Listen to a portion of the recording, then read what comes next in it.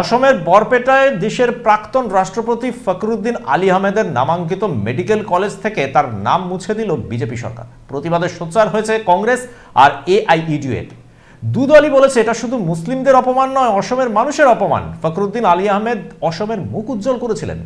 অসমের বরপেটায় দেশের প্রাক্তন প্রেসিডেন্ট ফখরুদ্দিন আলী আহমেদের নামে যে মেডিকেল কলেজ ছিল সেখান থেকে ফখরুদ্দিন আলী আহমেদ নাম মুছে দেওয়া হবে সিদ্ধান্ত নিল হিমন্ত বিশ্ব শর্মা সরকার। সিদ্ধান্তের তীব্র নিন্দা করেছে কংগ্রেস ও এআইইউডিএফ। আগামী মাসে বিধানসভা নির্বাচন হবে অসমে, তার আগে দেশের প্রাক্তন রাষ্ট্রপতির নাম মুছে দিতে চায় বিজেপি। অভিযোগ তুলেছেন কংগ্রেস নেতা গৌরব গগৈ আর এআইইউডিএফ নেতা ও প্রাক্তন সাংসদ বদরুদ্দিন আজমল। দুজনেই বলেছেন বিজেপি সরকারের এই সিদ্ধান্তে শুধুমাত্র মুসলিমরা নন, অসমের মানুষ চিন্তিত। কিভাবে মুসলিমদের নিশানা করা হচ্ছে তা এখন সবাই জানে। অসমের বরপেটা মুসলিম অধ্যুষিত এলাকা। 2011 সালে যখন অসমে কংগ্রেস ক্ষমতায়, তখন এই ফখরুদ্দিন আলী আহমেদ মেডিকেল কলেজ তৈরি হয়েছিল। 1974 সাল থেকে 1977 সাল পর্যন্ত দেশের রাষ্ট্রপতি ছিলেন ফখরুদ্দিন আলী আহমেদ। তিনি ছিলেন স্বাধীনতা সংগ্রামী। অসমে যখন এনআরসি সিএএ শুরু হয়েছিল তখন তার নাতিদেরও এনআরসির আওতায় এনেছিল বিজেপি। গৌরব গগৈ বলেন এই ঘটনা শুধুমাত্র ফখরুদ্দিন আলী আহমেদের অপমান নয়, দেশের স্বাধীনতা আন্দোলনের স্বাধীনতা সংগ্রামীদের অপমান। ব্যুরো রিপোর্ট, পূবের কলম ডিজিটাল।